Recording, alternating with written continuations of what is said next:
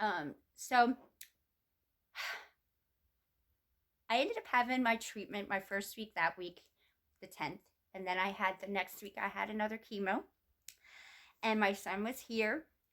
And just the third week came, and I again just normally thought I was sick from chemo, and I was in bed and I was really tired and I wasn't feeling good. And my son kept saying, "What's the matter with you?"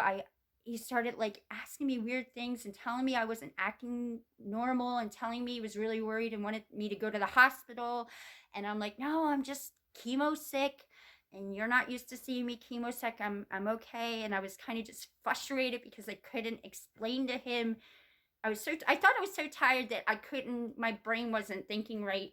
So I couldn't remember the words and verbally tell him what was going on. And I ended up like fighting with him because he was trying to get my friends to call me to tell me, "You need to go to the hospital, ER, get checked out, or at least go to your doctor. Maybe there's something, your levels are low from chemo, just leaks go." And I'm like, "No, this is normal. I'm fine." I didn't want to go to chemo. I mean, I didn't want to go to ER. I didn't want to be exposed to anything. I didn't think I had anything wrong with me but my normal sickness. And I just wanted to be in bed, let me sleep. And I was running in and out of the bathroom and stuff like that. But I I was getting angry at him because he was calling my kids, and they were trying, my other two were at their dad's house, and my daughter called me, and I'm like, "Why are you calling me? Are you just trying, you're trying to just convince me to go? I'm fine. I don't care what your brother says. I'm fine." And he's like, "Mom, I'm afraid there's something really wrong with you.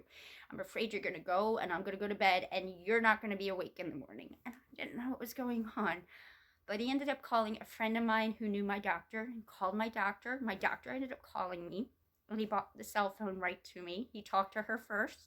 I didn't know this. I'm like, I kind of was pissed because of this. And I'm like, "Oh, Christian's like overreacting. I'm fine." And she's like, "Tammy, I need you to come in. There might be something going on. You need to either tell me you are going to the ER or you're coming into my office." And I'm like, "Well, I'm not I'm not going to the ER." And she's like, "Okay, well then you're coming into the office and we're going to check your levels and we're going to see what's going on with you." And I'm like, "Whatever." My son, he is awesome. He is high functioning autistic. However, he is so absolutely mature. And whenever there's anything that is going on medically with me, he has in the past put everything together, made sure I had a ride there, or at the time it was called the ambulance, made sure all my medications were there. So I had my list, anything I needed. Like, he had my phone, my purse, he made sure my medical cards were in there, and my ID and my laptop in case I had to stay, if I was cold, if I had a blanket. I mean, he did better than I would do if he was sick and I had to get him to the hospital. He really was awesome. And he even had to, because he's not driving yet, he had to call what is it called, call for a ride to get me there. One of those, oh, I forget what they're called, where they come and they drive and you pay for them to take you there. And like when they came, he told them where to go. He told them, "She's not good. You need to take her to the hospital, and this is where you need to take her, and you need to tell him this, and you need to, he was amazing. Now, I was pissed at him. I was angry. I yelled at him, and I told him, because I told him, "If you're gonna act like this, go back to your dad's house. I don't want you here. Go." And that is probably the worst thing I could have ever said to my son. And I felt so guilty. But at the time, I was thinking I was fine. Why am I doing this? This is a waste. They're gonna send me right home. But he didn't care. I mean, the people who talked to him told him, "This is the cancer talking. Your mom's sick right now. Just don't take what she's saying for like, don't get hurt by it. Just do what you have to do because you're doing the right thing." And he did. And I ended up going to the doctor. They checked my blood. They said there were some things that were low, but they were worried because, and it wasn't until I got there that I realized, they told me, they're like, we're worried about your brain. You're not remembering things, and things that my son had told him I had said and done were not me and were not normal. And they thought, you need a scan on your brain. We're really worried that you might have something going on up there. And so I'm like, whatever. I didn't think anything was going on. And I'm like, okay. And it turned out that they gave me, through my IV, some like corticosteroids or something, that they said this is in case there might be some, if there is something going on in your brain, there might be swelling causing this, and this will help with the swelling. And once I was there, I had the medicine through my IV, and I started to like come around, and like realizing that I wasn't, when I was talking to them, I was trying to answer questions. I couldn't remember words. I couldn't remember things. I couldn't remember my son's name. They wanted me to text my son or call my son. I couldn't even remember how. I'm like looking at my phone. I'm like I looked at it and stared at it for 10 minutes, trying to figure out how to call my son, how to text my son, and what my son's name was. I couldn't even remember his name, or how to find his name in there. And my nurse is like, she came in and she saw me and she's like, are you okay? And I'm like, no. And I'm looking at the phone and she's like, what's the matter? I'm like, I don't know. I don't know what to do. And she's like, do you want me to do it for you? I'm like, yeah. And I just started crying, and she's like, well, what's your son's, she had a different kind of phone. I have an Android. She's used to Apple. And she's like, can you just show me where your text messages are? And I'm like, I don't know how to show you. And then she's like, what's your son's name? And I'm like, I don't know. Couldn't even remember his name.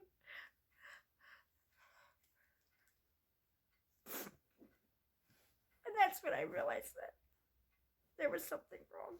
But I still didn't think it was anything. I thought, well, whatever it was, the medicine was helping. Whatever they gave me, it was helping. And they said, they wanted to make sure that I could go home, somebody would be there with me, that my son was going to be there. And the next day I would have a scan, because they wanted me to have an MRI, but my insurance needed to approve it. So I was going to have it the next day. And so I did go home, and I went right. I was still not feeling good though. And I was just telling him, I'm like, I'm sure I'm fine. They gave me something, and I'm sure it's just, I wasn't feeling good. So whatever they gave me made me better. I wasn't quite there, but I was able to talk and have a slight conversation. And I ended up going to bed, and I ended up waking up like at 4 a.m. to a horrible dream about my son Christian and my daughter Amanda. It's the craziest dream. But in my dream, they ended up being basically kind of eaten by fish.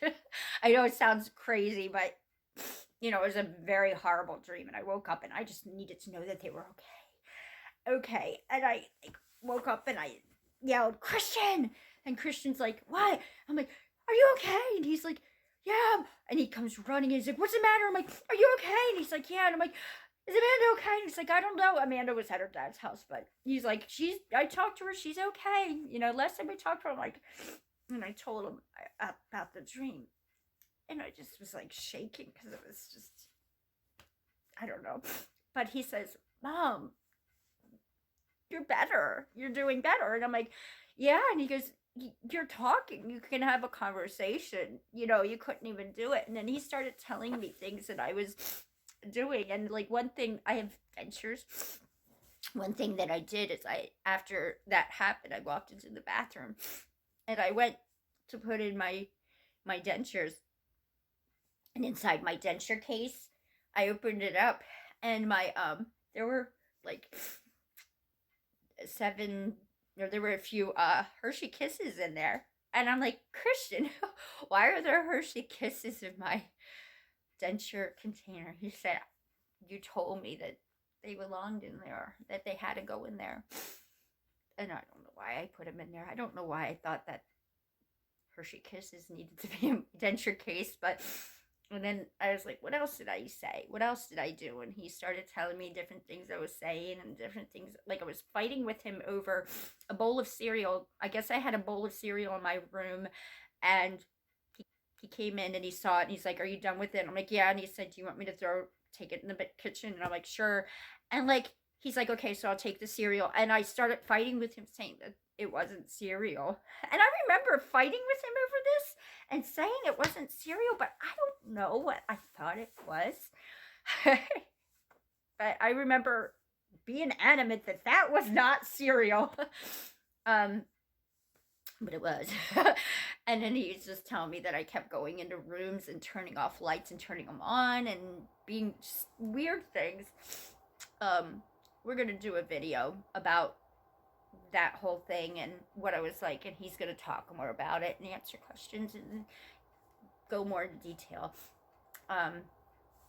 It'll probably be about a week or two before we get to it. But anyway, so I ended up going back to bed and waking up, and of course I was still not feeling quite better, but I still was having a hard time with words and kind of forgetting words, and my balance was off and double vision and stuff. And so, but they had given me the medicine that I took IV, they had given me pills for it, so I was taking that. And I went to my doctor, or I went to have that next day my MRI, my brain. And then he ended up saying that they found two things in the back of my brain and on 2 spots on my skull, and that's what caused the thing that happened, and that my son probably saved me. But so basically, it's not a new cancer. It is my, they think it's probably just not just, but it's the, triple negative breast cancer that has now metastasized to my brain. So, but they said that radiation, should be, he had already talked to the radiologist, and I should be able to have radiation, and that, I should be okay. But once I went in to meet with the radiologist, they kind of looked at the scan quickly, but he had that taken that day and like looked at my scan slice by slice, and there's a lot of slices with an MRI of a brain. And he told me, he's like, we had originally thought there was the 2, and then the 2 on your skull. He goes, but after looking at it again, we actually found 2 back here and 2 up here, and the others. But he said that most people don't know this, that when you have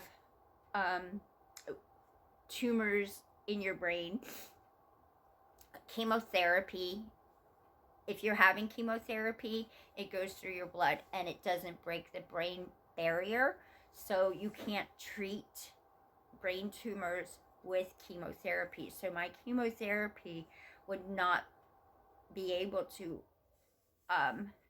have done anything to make those tumors go away. The only things that you can do to treat brain tumors is with either brain surgery or different forms of radiation. And the radiation that I'm going to have, or that I had for my brain, was a certain kind of radio surgery, I think is what they call it. It was targeted therapy, where they literally just worked on those areas for, like, one was one of them was like 40 or 20 minutes, and then another one's like about 25 minutes, and then the other two were 40 minutes. And then the tumors that are in my skull, which is bone, will actually be able to be addressed with my chemotherapy that I have. So I didn't take a break from chemotherapy. I still did my chemotherapy, and I went in, and it was a very long. I first went in to do like some scans and what they call mapping, and they had to make a thing for my face. I gotta pause this because I'm gonna go grab it real quick.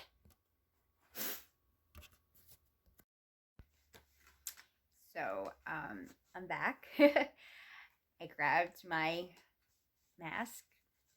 This is my head. And it's my face. You can tell my profile. So this was like some mesh that was like rubber, kind of hot and rubber, and they first put this part on and it molds to your head. And obviously I have this on, so it's not going to mold perfectly, but this went on the back, and then this part had to dry once it's upside down, and it goes like this, like that, and then it clips right there, and it's really tight, and you can't move at all. You can't talk or anything.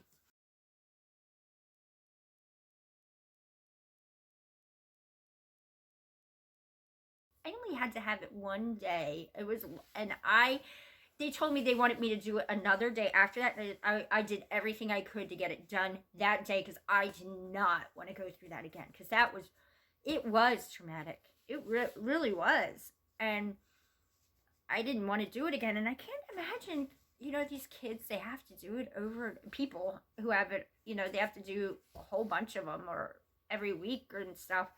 I mean, I know they, half the time they do have to give them something to sedative and stuff, but if I have to do it again, I'm asking for a sedative. But I can't imagine. These kids are just so brave that have to go through this, and I feel so bad for them, because I don't ever want to do that again. And just pray that that it no more grows, that the chemo takes care of the ones in my spine, skull, well, takes care of all of the cancer. Just also pray that chemo's hard. It's really difficult, and I'm sick of being sick. I just want to work. I just want to be a mom. I just want to do normal stuff. I just want to have a normal life. I know that's not normal. I know that's not going to happen, but I want it. Please be with my kids. I felt so bad, because Christian's first day of school was the day I had my MRI results, and I actually came home. Well, he told me he had a paper that was due, and I came home, and he still was doing it, and then he had something that was going to carry him until like 5 o'clock, so I didn't say anything, and I ended up doing a lot of stuff, and then I ended up going and doing other stuff so that I wasn't around him.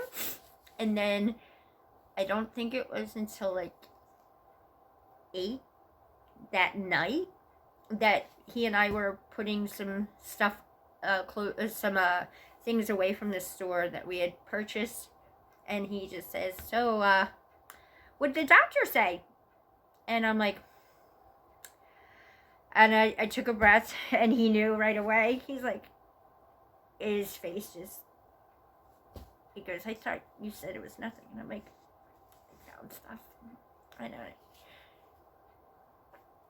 He was mad. He was happy. I think he was happy that that it worked out where I did go. But I think he was mad, number one, at me, and number two, at the fact that it did end up being something. So please be with him. Please be with my daughter. And I think she's afraid to see me, because she hasn't really been here very much. I miss my kids so much, Miss Mandy, and like, I just want to see them more. I want to see them as much as I can.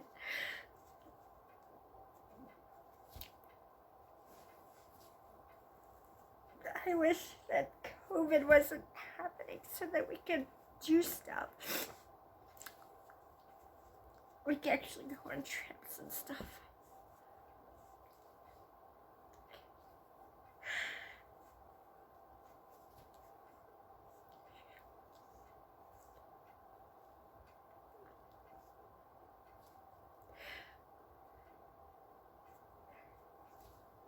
And I had to tell my best friend growing up, she's got stuff going on with her and I didn't want to have to tell her. I haven't talked to her in a while, so I just want to see all these people, be with them, and I can't. My friends, I can't be with them because of COVID, and I hate the fact that there's COVID right now because it's a time I'm supposed to be spending more with my friends and family, and I can't.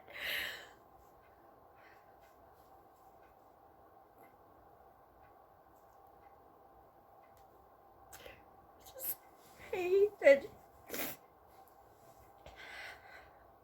somehow I can spend more time with them. And that when my time that I have with them, that I'm able to do stuff, not be sick. We're tired. We're like my chemo. I'll be talking to my daughter, or we'll be like playing a game, like a board game, and I'm just like, depending on what day it is, I might just like fall asleep in the middle of the sentence, which can be funny, but I can't control it. I don't want that. I want to be able to just, you know, I used to go out and run around with them, and like we all had scooters. We used to go on our scooter and go around, just play games with all the kids. I know they're older now, but still, I just want that life again. I want to work again. I miss work. I know everybody's like, you miss work? Oh, I wish I didn't have to work. No, I miss work. I know a lot of people are probably like that because of COVID not being able to work, but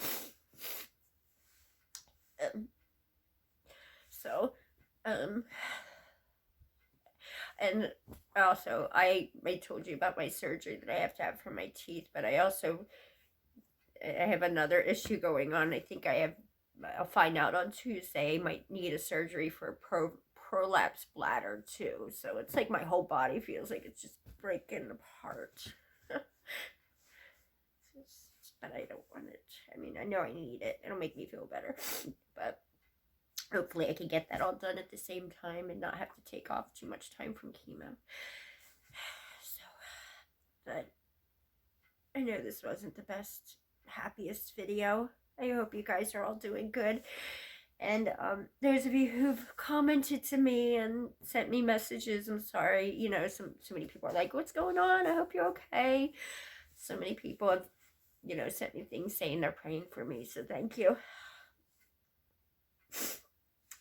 I hope you all are doing well. I do appreciate everything that you guys do. And if you know, I actually do TikTok videos with some of them. I follow someone named Tia Stokes. Tia B Stokes. I've been following her for a long time. She also has cancer, and she's a young mom with kids, but she uses dance to kind of, you know, every day she dances, and she always puts out like a challenge to move or dance with her, and she'll go live. And I remember when it wasn't like tons of people. Now there's like tons of people on her lives, but before she would like, all right, everybody get up, let's get up. And you know, she's like, Tam, and I'd be like, I just had chemo, I can't move. She's like, come on, still move, come on girl, you're dancing, and come on Tammy, get up and dance. So you know, she does that with everybody, and she encourages. So I try to do that the 15 minutes of dance a day or moving a day, and then the dancing, and I'll do a TikTok video dance with her, especially when I'm in chemo, or when I'm feeling better. I'm not a dancer, so but it's still fun. I know I make a fool of myself sometimes, but that's something that I do that's a positive and it's fun. So you want to check me out over there on TikTok. Like I said, the information will be below. So, all right, I'm going to let you guys go. And I'm going to have a few other videos coming out soon. Hey, love you guys, and thank you for all your support. Bye, guys.